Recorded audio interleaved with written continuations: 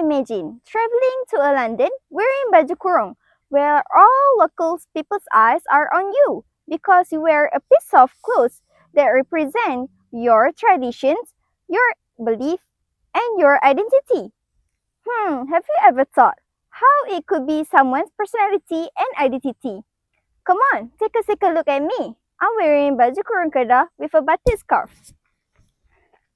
What personality and identity that you see as a symbolic to my traditional wear? When we wear a garment or accessory based on our culture, it conveys our personal view on how we carry the empowerment of our belief. My name is DALILI KAMILA.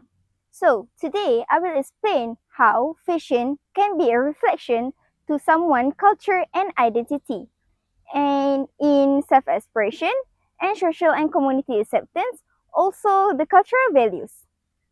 In my speech, I will cover about three main aspects. The first one is how fashion allowing someone to carry and express their cultural identity. The second one is how social take it as a recognition and acceptance. And the last one is how cultural fashion become a social exchange. Now, let's go deeper into this amazing perspective. My first main idea is how fashion is allowing individuals to carry and express their pride of their culture.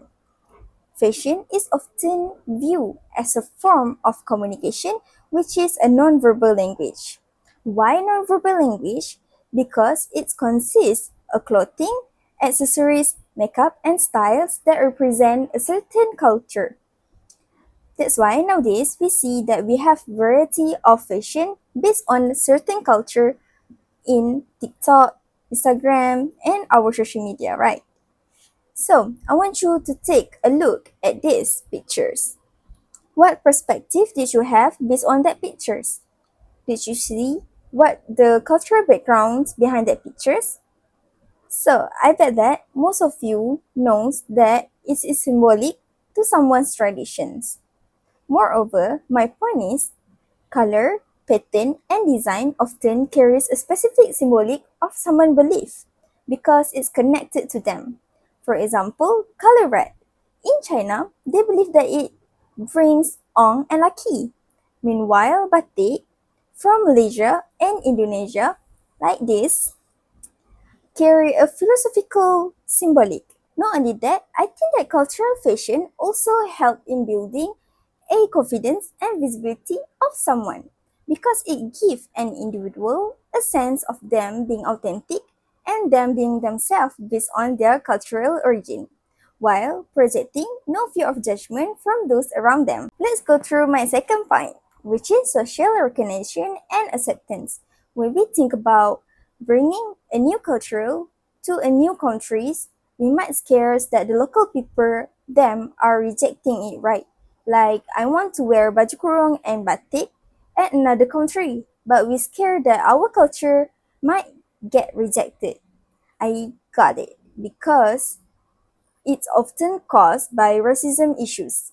But what they didn't realize is it will become indirectly a bridge that can connect the differences between another cultures. To support my explanation, I think that you guys can think it can form a pathway, like a merge pathway that can be across culture influence where local and tourists can exchange ideas about their heritage. It also can cause a showcasing culture, which allowing them to learn about our culture or we can learn about their culture and we can admire it. Now these trends, we can see that most of the designer making a customization of a traditional wear because it's an art, it can form an art to speak as a story of a particular historical and heritage. Now, let's jump to the last point where fashion can preserve the cultural values. The last aspect of fashion as a reflection to culture and identity is how cultural values are being preserved by practical traditional attire. Okay, now I want you to think, when I wear baju kurung as my daily attire, So it will become a living artifact for another generation to see it as a preservation, right?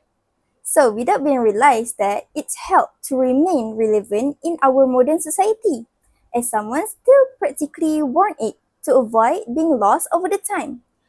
When it become a valuable asset, most people will raise their respect and awareness about the sustainable fashion culture because it can be a living artifact, like I said earlier, and it can be an eyewitness for another generation to help them learn about our cultural roots.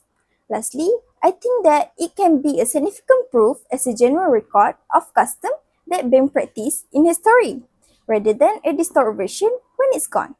Think about what's happened when baju kurung, baju Melayu is gone in our society. So, the another generation, they can think about what is our traditional wear, what is our culture, what is our custom practice. So, there are non-proof that can get to them.